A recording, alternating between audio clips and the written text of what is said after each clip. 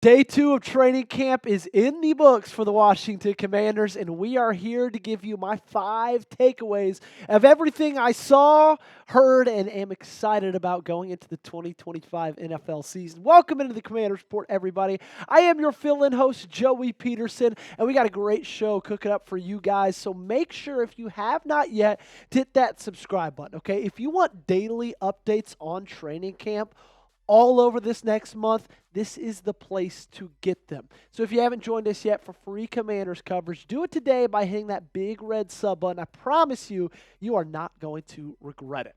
Let's start with my first takeaway. Sam Cosmi's recovery is going well. And this is nothing from him on the practice field, actually, because he's not practicing. But this is mainly from what Dan Quinn had to say this morning in his press conference before practice opened up. This tweet is from Lake Lewis Jr. Sounds real encouraging for Sam Cosmi's recovery. He is in awesome spirits and more importantly looks to be in great shape. Dan Quinn even said he's hit all of his recovery markers. He could be playing a lot sooner than anticipated. And that is wonderful news for Washington, okay? Anytime you have a guy coming back from injury that's a little bit ahead of schedule, that's great.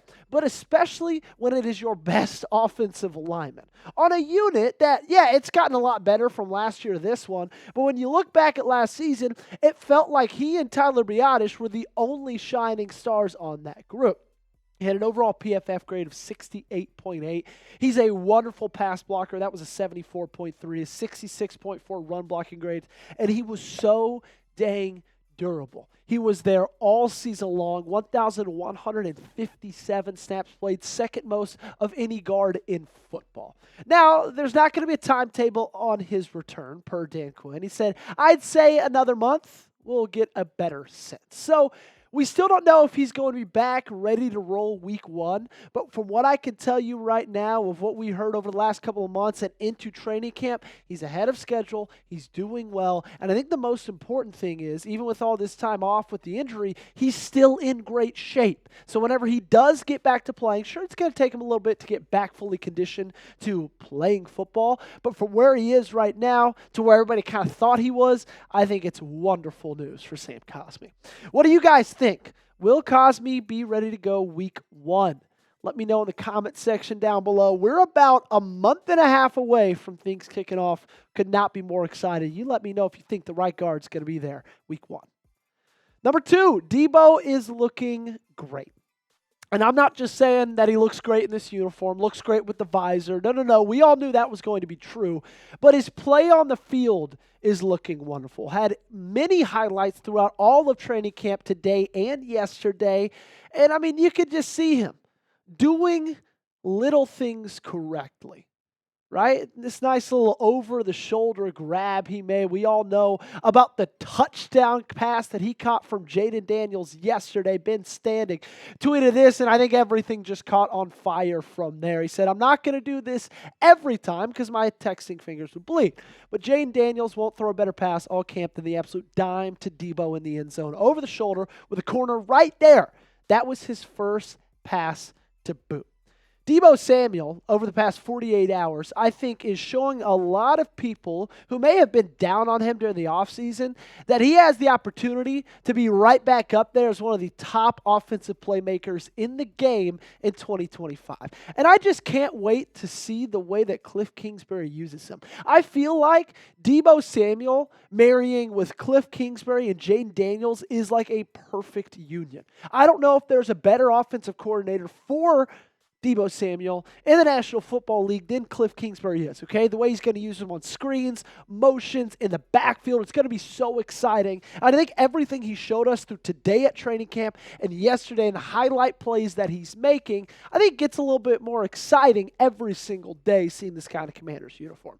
Jayden Daniels is pumped as well. This was from a couple weeks ago. He said, I'm excited to throw him a screen, and hopefully on the stat sheet it says touchdown for 80 yards, and I didn't have to do any of the work. That's just what comes with having Deebo Samuel on your football team, okay? That's what makes him so great. Over the last 5 seasons, even including last year, he has led the National Football League in yards after the catch, and that will not change in 2025, hopefully. If you are as excited as I am about Deebo and you want him to go off in 2025, go ahead and like today's video. And if you pass it up and you don't like it, I'm just going to assume you don't want them to play well. Okay, so it's your choice. Coming up on today's show, we got 3 more takeaways to get to. But before that, if you take away anything from today's show, take away the fact that Fanatics right now is offering 50% off hoodies. If you go to chatsports.com/WAS hoodie right now, that link is in the comments and description of today's video. You can get yourself a Commanders hoodie for 50% off. And I know what you're saying, Joey, it's July.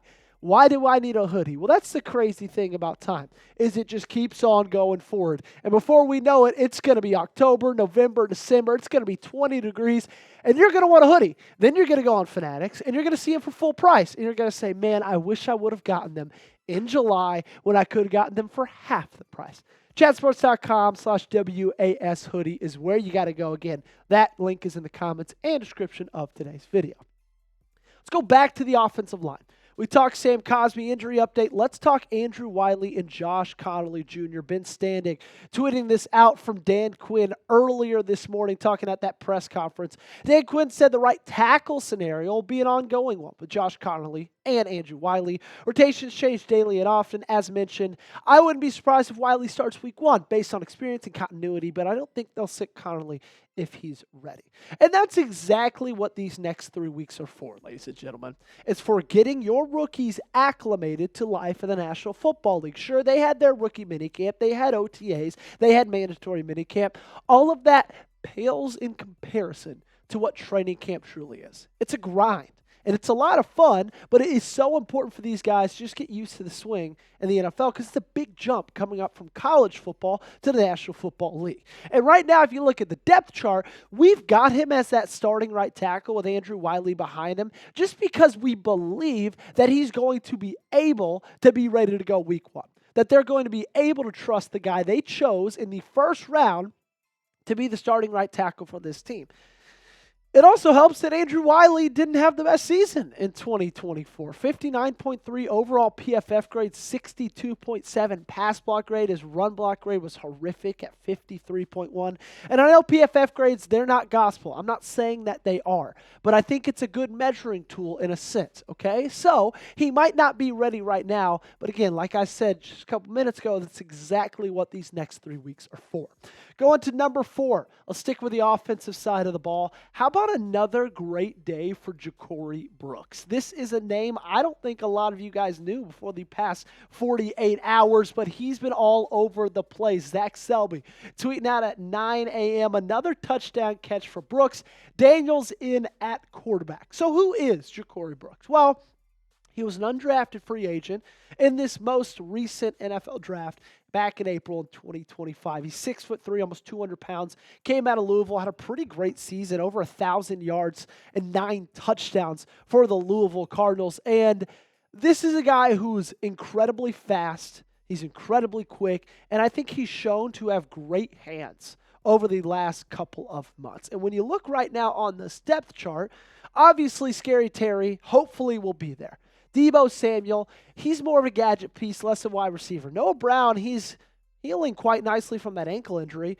But, let's be real. Someone is going to have to step up in this group. I still believe Terry McLaurin's going to be on this roster come September. I believe they're going to get that contract extension done. But outside of him, Jayden Daniels is going to need another wide receiver to go to. I like Noah Brown, but I don't know if I have the utmost confidence in Noah Brown. Ja'Cory Brooks is an exciting, new, and young piece that I think is finding his way very, very well so far in training camp. Let's hear it. What's your biggest takeaway from training camp so far? Mine is the 4 you're listening to right now, about to be a 5th, but I've given mine. You give me yours in the comment section down below because I love the two-way conversation. Coming up last, this one less about training camp, more Commander specific. A new stadium site vote is coming. Eric Flack tweeting this out. Breaking August 1 vote scheduled for DC Council on approval of agreement with the Washington Commanders for a new stadium on the RFK site. Move comes after Chair Phil Mendelson shores up DC Council support by reaching amended agreement with the team. Here's more from Team President Mark Klaus. We are thrilled that the Council will vote to hopefully support this project on August 1. We appreciate their effort to keep us moving toward our goal of opening our new stadium for 2030. We believe in the transformative power of this project for DC. Through this process, we've seen firsthand how committed our city's leaders are to building a strong future for the district with the council's announcement today. The opportunity to bring the team back to its spiritual home and revitalize a critical part of the nation's capital closer. I'm so pumped up for this stadium. I think it'd be really, really cool to have it on the site of RFK Stadium, okay? This vote will happen in about 7 days, and hopefully they vote to pass it through, and by 2030, you're looking at a new Washington Commanders stadium that looks awesome. If you want free content every single day, this is the place to be. If you're still watching, it's obvious you like what we're doing right here at the Commander Sport. Daily training camp updates. That's what we're trying to give you guys for 100% free. So if you have not yet, make sure to make this thing Facebook official and go ahead and hit that big red sub button.